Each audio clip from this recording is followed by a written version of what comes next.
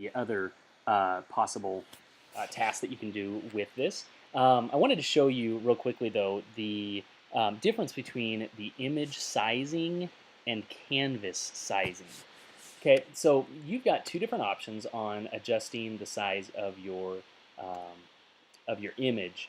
You've got image sizing, so you go image sizing, and I'm going to make this smaller. I'm going to make this about 500 pixels.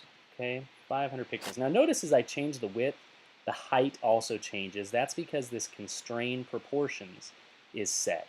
Let's go back to, what was it, 1050, and let's uncheck constrain proportions, and let's type in 500 again, and you'll notice that the height doesn't change there. Okay, let's take a look at what that looks like. Okay, of course it's changing the width without changing the height, so it's making it so that it's smushed. I'm going to Command Z that, and let's go back to the image size, constrain proportions, and we're going to change this to, let's go to 200. We don't need it to be that big at 1,000. And constrain proportions is on.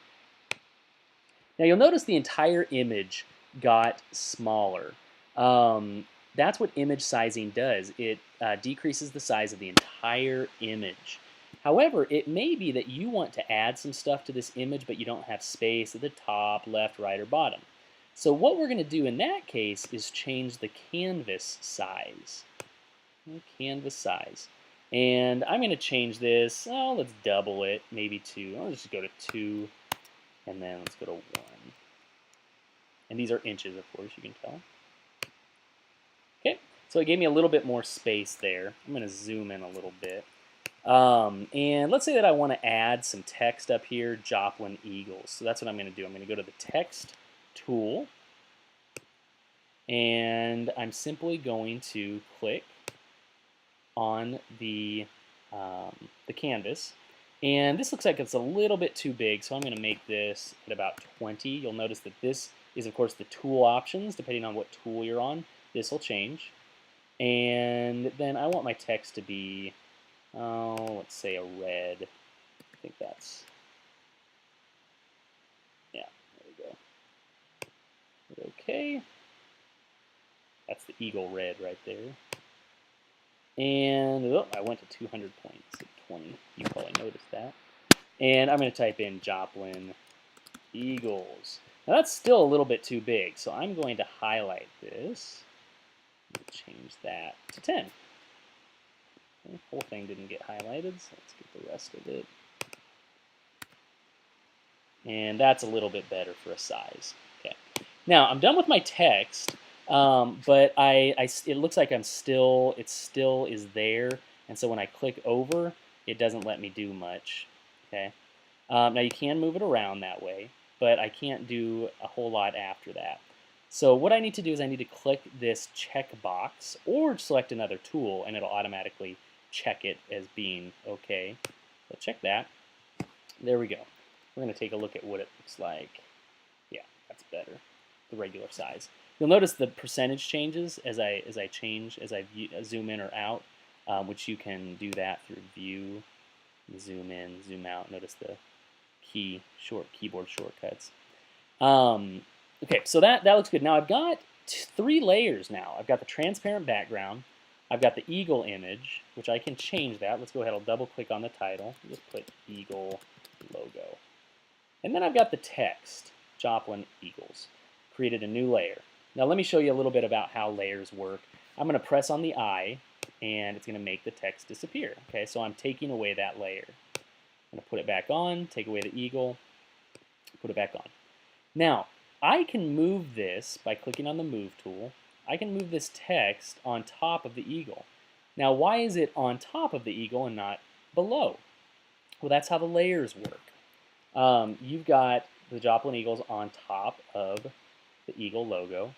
What if I want to move this text underneath the eagle logo? Well, I simply drag and drop the layer for the text and put it under the eagle logo, and you'll notice that it's now under the eagle logo. Okay. Well, let's put that back the way it should be, and let's move it back to where it should be. Okay.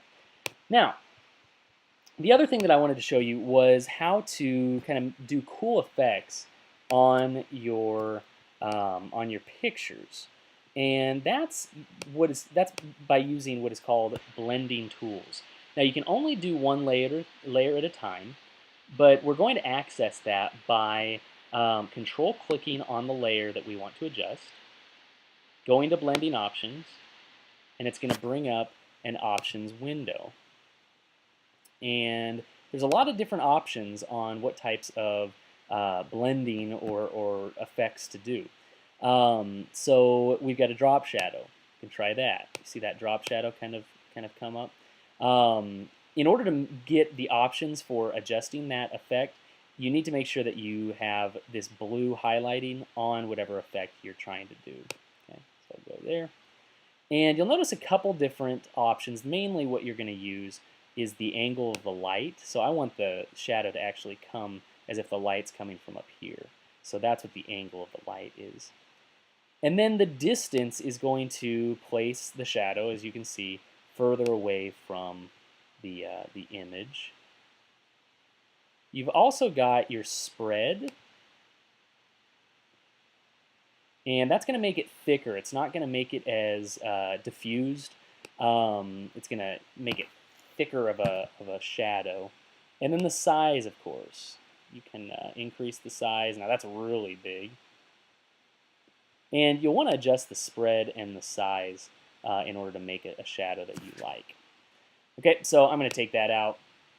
I'm going to try an inner shadow, and you'll notice right off there's a kind of a burn effect when you put that inner shadow. By default, a lot of times, this is going to be a yellow, so you can change that. But I'm going to go ahead and I like the blackish, I guess, for a burned kind of a look. But I also need to adjust some things just to make it look a little bit more burned. You'll kind of get used to what each of these do. You just kind of have to play around with them. Okay, so I kind of like that. Now I can always take that away if I want to. And I'll just keep it there for now. That's the inner shadow. The one that I really like is the bevel emboss. I think it does some cool things. So you can play with it. It kind of gives it a 3D effect. I like the outer bevel, the inner bevel as well, and then I like the pillow emboss. That kind of makes it look like it's, if you have it up, then it makes it look like it's kind of a lower, kind of flatter rise. But if you go down, then it's going to look like it's actually inside of whatever it's laying on. It's kind of embedded in there. Okay. The other options that you can do are a satin layer, which is just kind of a little bit of a colorizing over, but not completely. So it doesn't change all the colors. It still leaves a lot of the colors. Or a color overlay, and that's going to totally bleed out everything that you see unless you change the opacity, and that way you can colorize everything. You can also do a gradient overlay. Same thing with the opacity. You can change that a little bit so it has some cool effects. Pattern overlay. There's some interesting things that you can do with it. You can get creative with that. Let's put down the opacity. So you've got some texture on it. And then lastly, you've got stroke on it that will just add a line outside of the eagle. And you can make it bigger, smaller, however big you want. You can also change the color, whichever color you want. So you can go crazy with it, you can go wild with it, however you want to. But just experiment with it, check it out. There's some cool things you can do with it. And then you can put that on your business card or your website or wherever you want to put it.